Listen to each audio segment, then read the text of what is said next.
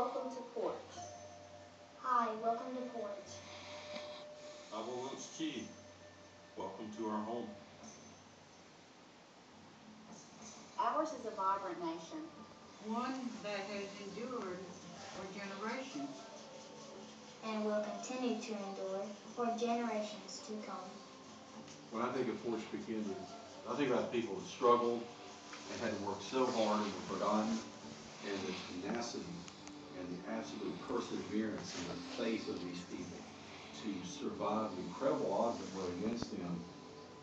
We was poor, we didn't have anything, and we've been treated bad, but thank God we're still here, we're still around.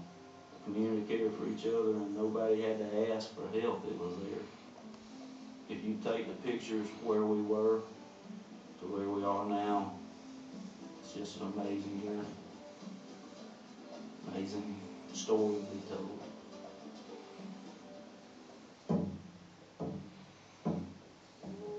It is said that a single reed is fragile by itself. But when bound with others, it gathers strength. Today we are preserving our cultural heritage. Teaching our traditions. And reviving our native arts. My name is Mary Edwards Smith. I'm a tribal member of the Muskogee Creek Nation in Oklahoma. I've been coming here teaching basketry. And at this point, we have some excellent weavers. This was one thing that was lost within our tribe. After my mom passed away, we would take every opportunity that we had to get together and weave. It needs to carry on where we can teach our family, our children, the tribal members, basket weaving.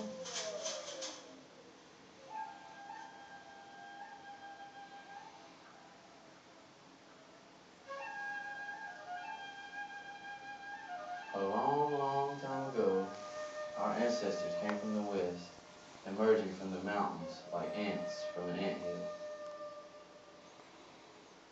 The Creator sent down a cedar pole and instructed our people to stand the pole upright and travel in the direction it fell. Each day, they stood the pole upright and it fell into the east. They followed it for countless days and nights. Finally, they reached the coastline with an endless ocean before them. They asked the Creator if they were to live here. They were told to follow the pole one more day and one more night. The pole fell to the west, and they followed it. At dawn, they discovered a rich and fertile area filled with water and teeming with life. The sacred pole stood upright. We had reached our home.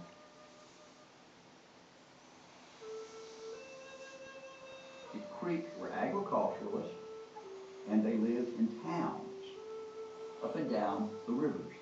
Men dealt with such matters as hunting, fishing, heavy construction, building houses. The women's roles primarily were running the village, cooking, gardening, tanning hides. The fire pit is the scene of a lot of daily activity. Cooking is an all-day affair. The fire hearth would have been lit once a year and burned year-round. The lighting of the central fire takes place during the green corn ceremony. The most important ceremony for our tribe. All household fires are reignited from this sacred flame. It reminds us of our connection to one another. That we are the people of one fire. The green corn is like a Indian New Year. At that time, they said that anything could be forgiven. Once you take the medicine, you're supposed to stay awake. The stomp dance was made to help the night go by faster. When we demonstrate, we dance around an object like a ball pole. In ceremonial ground, you would be dancing around a fire. And these songs were given and created a long time ago. It's one of the most beautiful sounds you could ever hear. For centuries, we lived according to the rhythm of the land. Then, new settlers arrived on these shores, and everything changed.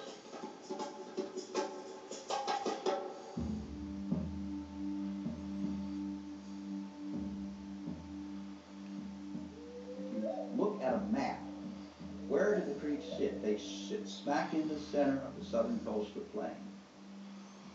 The English coming out of Georgia, trying to come around, the creeks are smacking away. The French trying to go this way, they were up against it.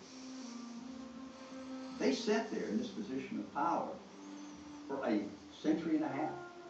And they affected the course of American history because they had become so powerful, so knowledgeable at playing off the political powers against one or another.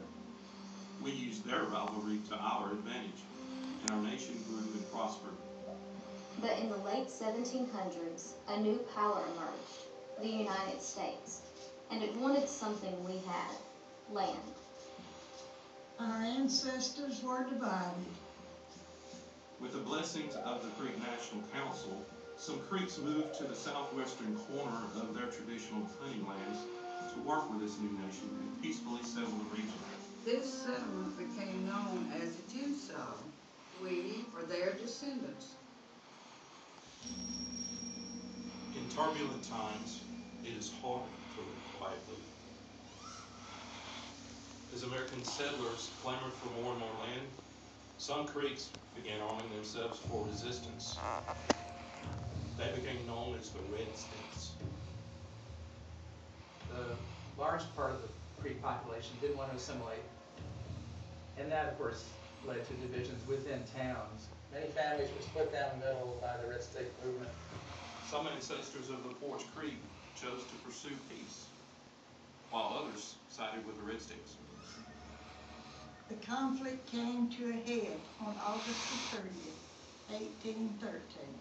Outraged by American-led assaults on peaceful Creek towns, the Red Sticks prepared to retaliate. Tinsaw families, both Creek and American, took refuge inside the barricaded walls of the Samuel Mills Fort. When the Red Sticks attacked, there were more than 500 men, women, and children inside. Fewer than 40 survived. The American government now had the excuse it needed for an all-out war. The Battle of Fort Mims was certainly important because it did emphatically bring America into the war with the Creek Nation, and it allowed people like Andrew Jackson an excuse to engage the Creeks in warfare so that he could seize vast areas of land. After the end of the Creek War, the Treaty of Fort Jackson, he essentially forced a treaty on the Creek Nation. In a single stroke of the pen, the United States gained almost all of what became the state of Alabama, portions of Georgia, opened up vast areas for American settlement.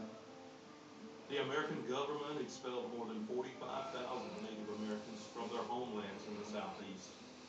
Many died in the forced march west, including many of our ancestors. It became known as the Trail of Tears. By the 1840s, many Creeks who remained had assimilated. But a small community from the Tinsaw area banded together and made legal appeals for land that was rightfully theirs. A handful of claims were granted, and the land chosen became the center of present-day Poarch. The state government was saying there are no creeks left in Alabama. They've all been removed. We were forgotten by the government. The government basically turned its back on us. The state and the federal government said there are no more creeks, and yet here we were. I'm in the army of the Lord today. I am fighting each day. As the 20th century dawned, our ancestors found themselves increasingly isolated because of their Indian heritage. We couldn't attend the same schools as whites and weren't allowed to ride in the same buses. One morning, Jack Daltrey stood in the path of the school bus and demanded his children be let on board. His act of courage sparked a successful lawsuit requiring the county to provide equal access to education for our children. When I give up encouraged, Chief Calvin McGee, supported by many others, decided to go to Washington and file for land claims. The community joined in organizing fundraisers to help pay for the trip. We'd have fish fries and all kind of suppers. We had to make up money for my brother Calvin to go to Washington, D.C. We would cook chicken in the wash pot. That's the way we had to make up the money for Calvin to go to Washington. Fried chicken in the wash pot. Tell me, eat one piece, you'll want another. Those fish fries and suppers that we had were very important. Once the word was out, Chief McGee needed to make a trip to Washington, D.C. Our people were working toward the goal that they wanted to accomplish because they could see greater things happen. For years, our community worked tirelessly on the federal recognition petition, and on August 11th, 1984, we succeeded, becoming the first federally recognized tribe in the state of Alabama. And no longer would we be forgotten. All right. Das get up. Lift get up. Our culture, our language was lost. Gotcha is. At this age, they're like a sponge. Fill that in the first blank. If we can get those kids started and they keep adding on to it each year, maybe, possibly, they'll get our native language back. In old one, it skips means. You with me?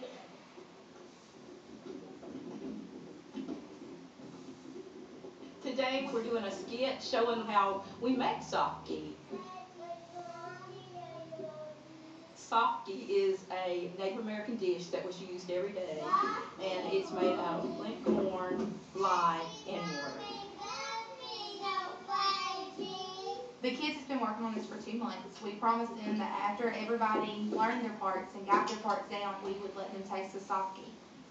I hope that they desire, as much as I do, to see things revive amongst the tribe, and maybe develop a desire to make it keep going. I mean, this was a few ditches as a kid. I played in the ditches with dirt roads. We lived in wood frame houses that you could literally look up and see the stars. And now the infrastructure that we have, I never thought I'd see that in my lifetime at the tribe. I don't know if divine intervention, good Lord's had his hand on us. This tribe's very blessed. I saw my mom suffer trying to get us federally recognized.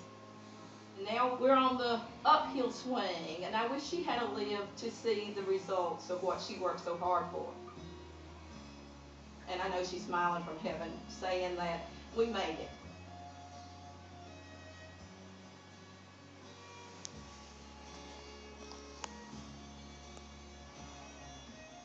I don't ever want for our people to forget where they came from. I've been given that advice by many others.